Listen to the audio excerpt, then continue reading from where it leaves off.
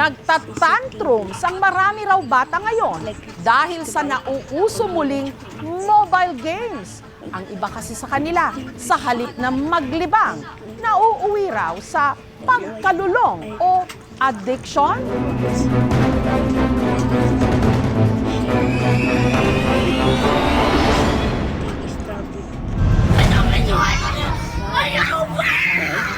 Ang batang ito, walang patid ang pag-iyak. Napasalampak pa sa sahig. Ang punot dulo ng kanyang tantrums o pag-aalboroto, ang online game na usong-uso pa rin ngayon sa mga bata, ang Roblox.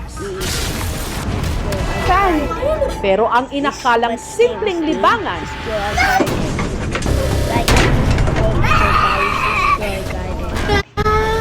sakit ng ulo ngayon ng ilang mga magulang. Kukunin niya po cellphone, nadulas po siya, bali po yung kamay niya.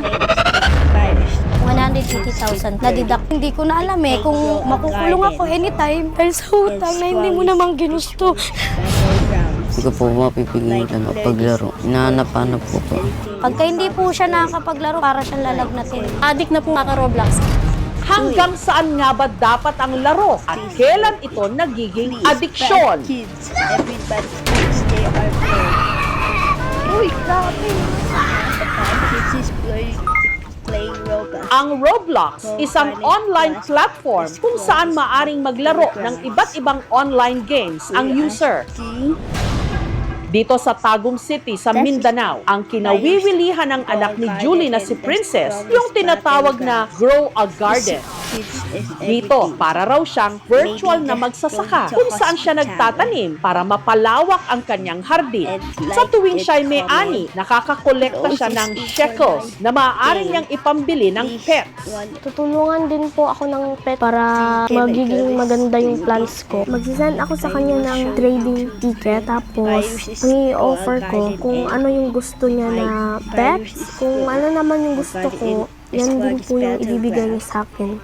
10 taong gulang lang daw si Princess nung natutong mag-Roblox. Pag napapagod po ako sa paaralan, pag uwi ko po dito, naglalaro lang po ako ng Roblox para mawala yung pagod ko. Kadalasan po siya naglalaro 5 p.m. hanggang 10 p.m. po. Pag walang klase, mga 12 sa gabi. Aminado si Julie, hindi raw nila natututukan ang pagmo-mobile games ng kanilang anak. Nagjo-duty kasi siya sa pinapasukang hotel. Sundalo naman ang kanyang mister. May pagkukulang po ako sa anak ko. Hindi ko na po masyadong nasubaybayan yung paglaki niya. Hanggang sa napansin na lang nila